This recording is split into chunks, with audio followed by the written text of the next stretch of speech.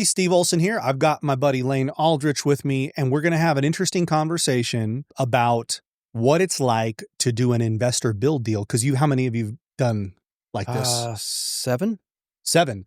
Okay. So the investor build deal, meaning Peak brings a project, the lots are entitled, they're ready to go. You get a construction loan, put your money down, we build you the property, and you've got to go through that whole process of construction and lease up. So Lane is he's a friend, a business owner, but he's been a passive real estate investor like this for a while. So what's it like? I mean, what were you nervous about? What went well? What didn't go well? Yeah. So there's a lot of questions up front. It's very different from if you've ever purchased a home and you go to a builder and they carry the financing or you purchase it upon completion. They carry all the costs associated with that. Total reversal in this situation where the builder is saying, here is the plat, you can pick a property and we will build it for you. You'll get your construction financing. There's some unknowns there. It takes longer. It takes a little more capital out of pocket. But with that is the trade-off of a lot of times the builder will give you increased equity. So you'll be able to walk into the property with a little bit better equity position because you took on that risk and those costs. And so it's understanding that portion of it, looking at the pro forma, but then also what does the rest of the process look like? What happens if it completes on time? What if it doesn't? How much interest am I paying? What are the rates? What does it look like when it's done? And a lot of the time, every time for me, well, actually not every time, most of the time, the property's been in another state.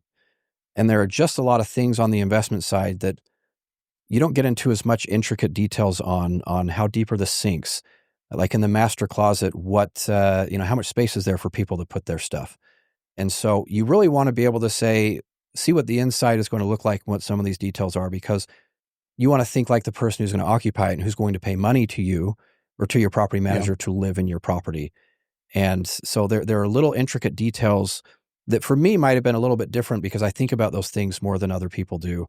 Because you're supposed to leave emotion out when it comes to an investment, but this is the one that I just can't help, right? Because there is something emotional for the people that are living in your property and have to be able to see themselves just spending every day there with their spouse, with their kids, with their roommates, whoever it is. And so I'm one of the few who actually went to go visit every single property and said, maybe there are some things when this is over that I didn't pay for these particular upgrades, but I want to put them in later. So that was something to me that might have been a little bit different than some. And then also understanding, meeting with your property management group and saying, what are we going to do to get this filled?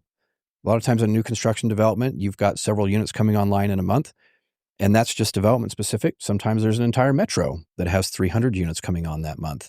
And so what are we doing to differentiate ourselves or to be able to stand out in the marketplace to be able to fill this quickly? Because when it's done, sometimes several months tick by and all of a sudden you were hoping for occupancy within the first couple months. Doesn't always happen that way.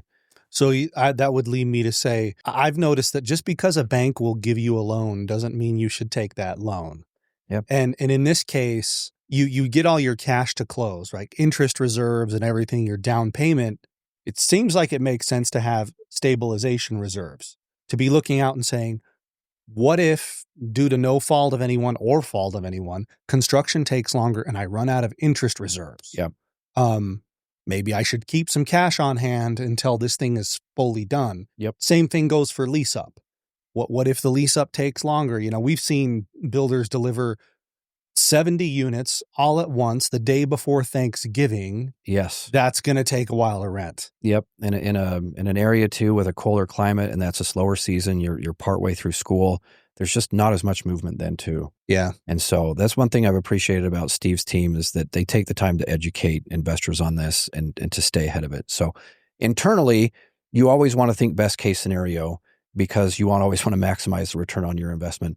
But when you're looking at it from a data perspective and trying to prepare for what's real and what could be worst case scenario, you really do have to plan on those extra months. And so yeah, if you think about it beforehand and plan on it, then it's not as bad. But internally, your mind is always going to shift towards, I'm going to get this filled week of. And so I've seen that happen, but I wouldn't plan on it. Yeah.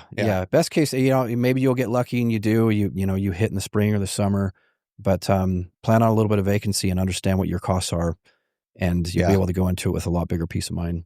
There's a saying, hope for the best, plan for the worst. Yes. And I This is one of think, those situations that yeah, applies to. I don't know about the very worst, because I've seen people just say no to every single deal until the end of time because they're always planning on the worst. And if you do that, don't be surprised that nothing pencils ever. Right. Right. And Yep. you're never going to do a deal. So, there's an art to, pushing it a little bit while still keeping dry powder and staying Yep. conservative. Right. Yeah, you're right. No, I've had multiple conversations with people over the years that passed on some of these build to rent communities. And then even 2 or 3 layers is, dang it, I missed out on that. I said, Yeah. look, they weren't able to assess it and see past the risk of, I'm taking on this construction loan and I have to deal with some variables that can happen over 12 to Yeah. 18 months.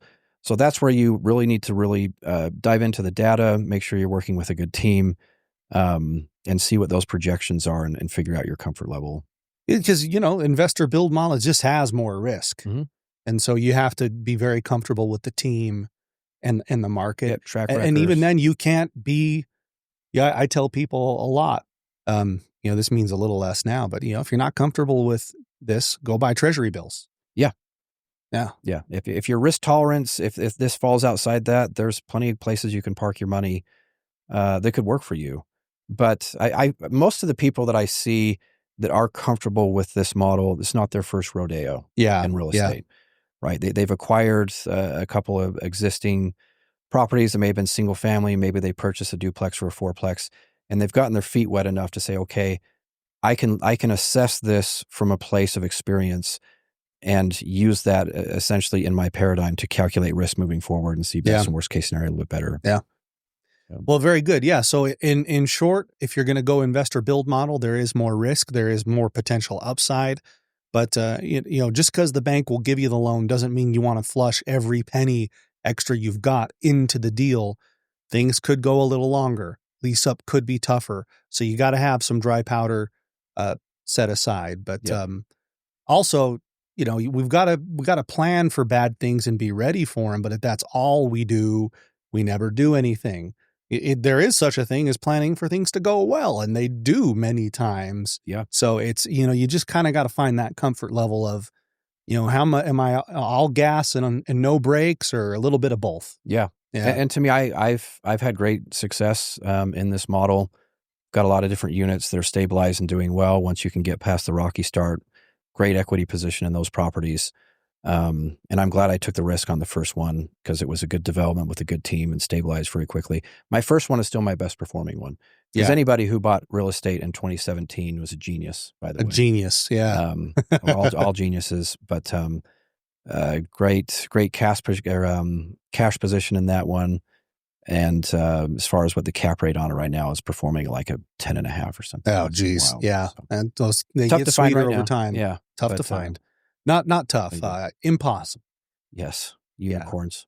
Yeah. I think you could probably buy a meth lab in Alaska for a 10 cap. I think so. Yeah. There's a little bit of different risk analysis for that, but yeah. Whatever you're comfortable with. Yeah. Okay. Well, hey, thanks, Lane. Everybody, appreciate you joining us. We'll catch you on the next episode.